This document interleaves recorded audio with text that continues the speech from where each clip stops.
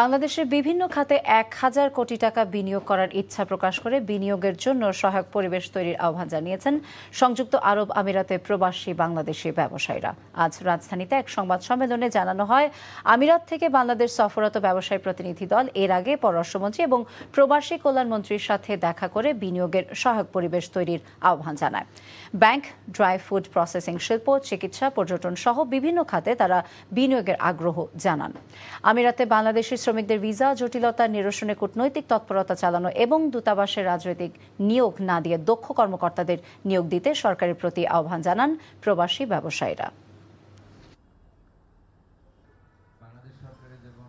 প্রবাসী ব্যবসায়ীরা কয়েকটি সম্ভাবনাময় খাত চিহ্নিত করেছেন।